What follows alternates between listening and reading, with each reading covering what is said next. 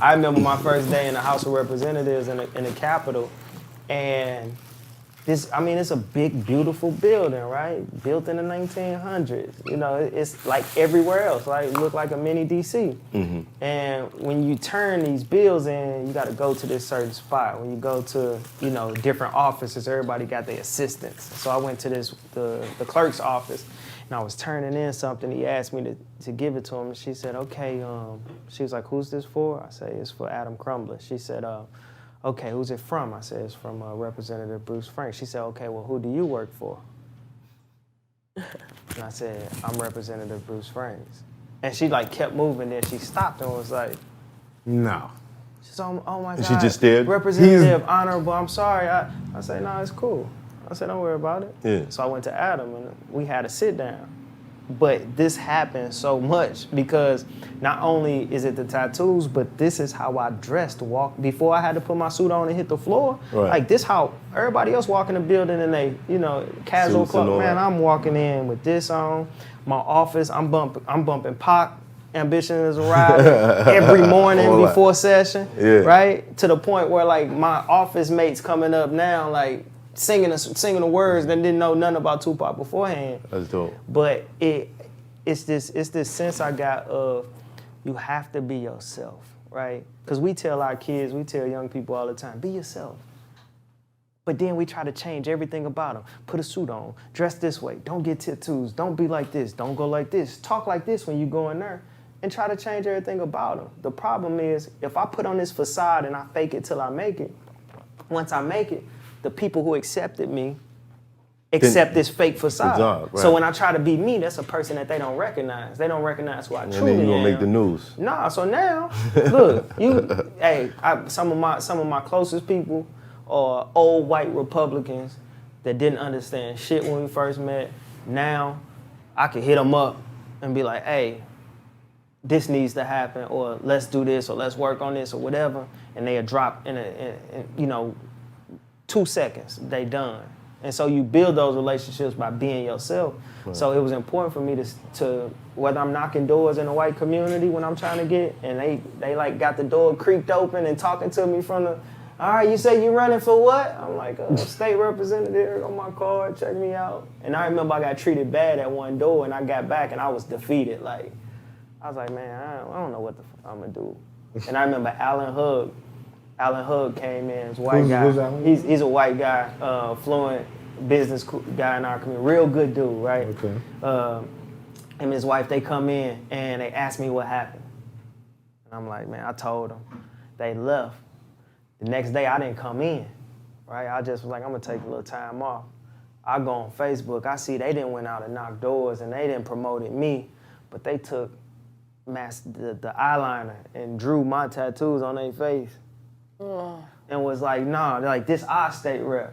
So when you see him, you gotta see us. They drew the tag. Yeah, the pit. It's still I would go find. It's still on my Facebook, but that's dope. I had people that was willing to from the hood to the not hood, right? Right. Which most of my district is the hood. Right. But everybody had this sense when I came in. It was this whole new sense of, oh man, Ooops running for office.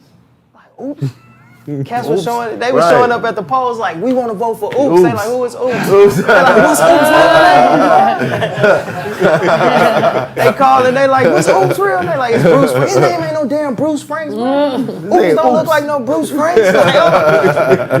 But that was now that I stepped back and I stepped away from it, one of the things that, the most rewarding moments was that fight that we had getting in office, and then that sense of, what, this my community, this our state rep, this our politician, this our Barack Obama, you know what I'm saying? Representative for real. This, he us, right? And I fought tooth and nail every day, it was my last for my district, you know what I'm saying, and for our people, you know what I'm saying, so.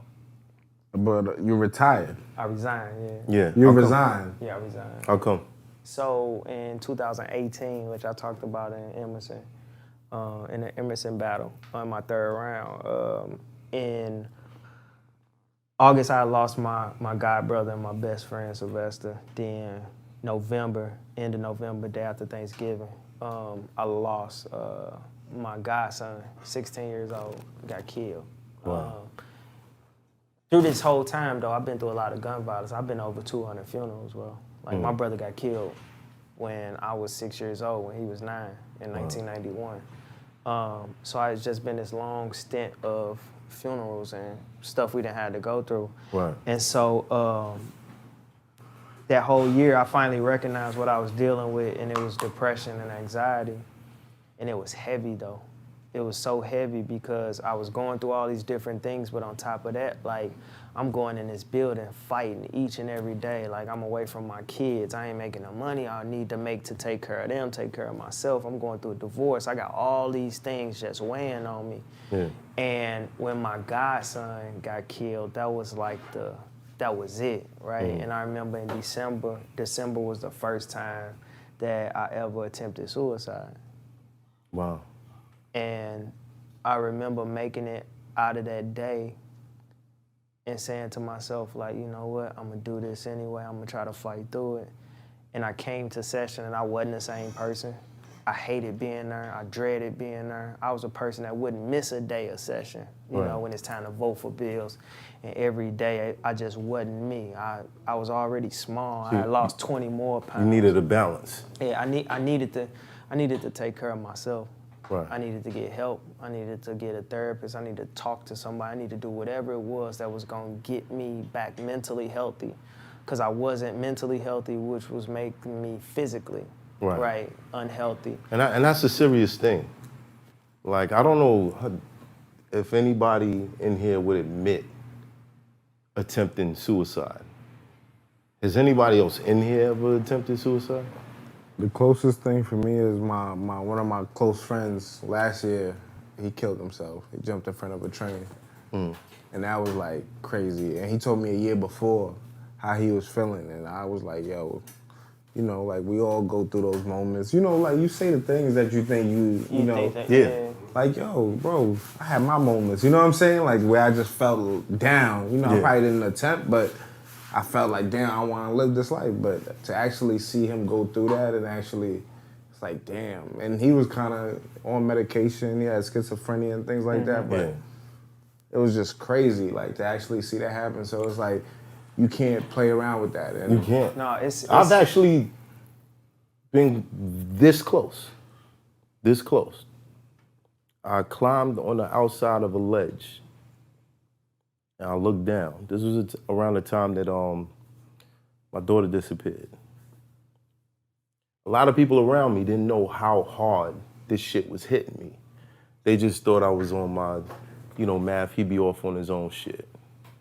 But this shit was really driving me nuts, bro. But I think the thing that brought me back is I was like, yo,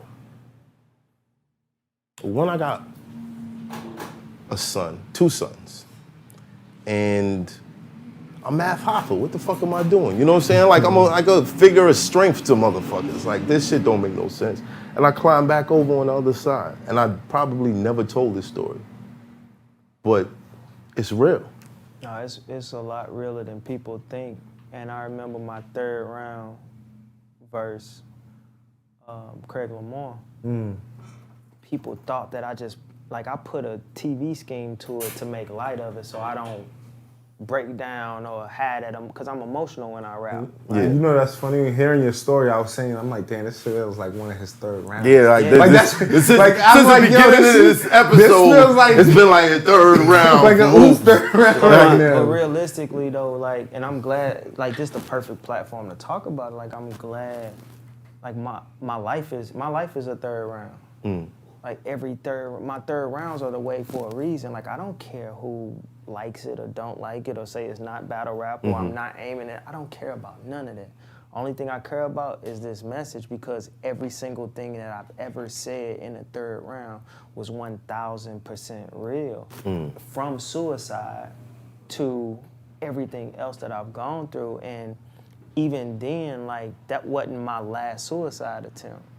Right? And so I was getting to this point where I was doing good, I'm doing good. And then I leave the House of Representatives.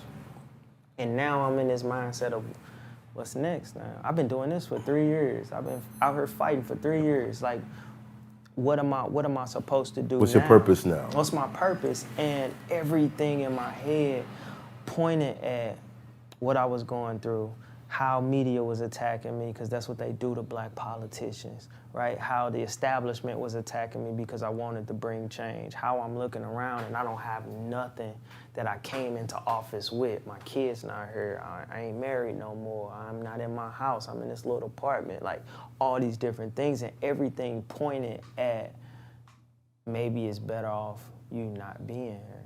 And I remember I had a bottle of promethazine. It was a gun right here. It was some pills right here. It was all these things. Yeah, options. And they were sitting right here, right? And I remember taking a step back and just like sitting on my couch and staring at them. And I pulled my phone out and I started writing. And my suicide note turned into kind of like this note of empowerment. I thought it. I never. Nobody. No, real talk. Listen. Nobody ever. It's right here. I keep it in my phone and I look at it and I read it because it's not long. You want to share it? Yeah, I'm gonna share it. And it's my first time ever sharing. Please speak it. up because I think your mic is behind your hoodie. Okay, this is my first time ever sharing it though. Good. And it might be scrambled, but you know. That's kind of what happens. I said I cried. Tonight I cried, and I cried. Tonight I cried for hours, and I guess at first I didn't know why I was crying. I didn't know why I was upset. I didn't know what I was doing. What I did know is that at least I thought I knew, is that this life will end. Well, this life will be the end of me. When I wrote the poem, Broken Fixer, I talked about how we fight demons and demons that nobody will ever know, that some will never care about. What do you do when anxiety tells you that the worst fear on earth is being alone, but convinces you that the only solitude you'll ever have is loneliness? When there's something in your mind telling you contradictory messages, which side do you choose? As I write this to you, still, one day this may be read as a poem, it may be an excerpt from a book, or maybe just a Facebook message. To be transparent and vulnerable about everything, especially mental health. One of my closest friends asked me what brings me peace, and I simply replied, nothing. When people say nowadays that they haven't seen me for a while, they often say, I miss you, and I simply reply, I miss me too. But instead, my transparency will not let me lie to them, so I reply, again, I miss me too. It's been so long I haven't seen myself or understood who I actually was.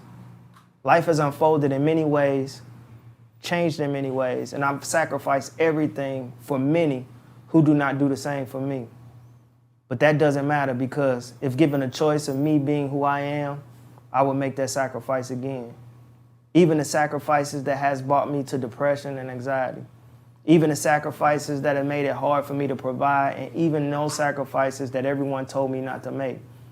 As I've been on a road to understand myself, being selfish about my needs and my mental health is important. I've tried to do it. So day by day, piece by piece, I've learned to enjoy the darkness, understand the darkness, encompass the darkness, because it'll make you appreciate the light.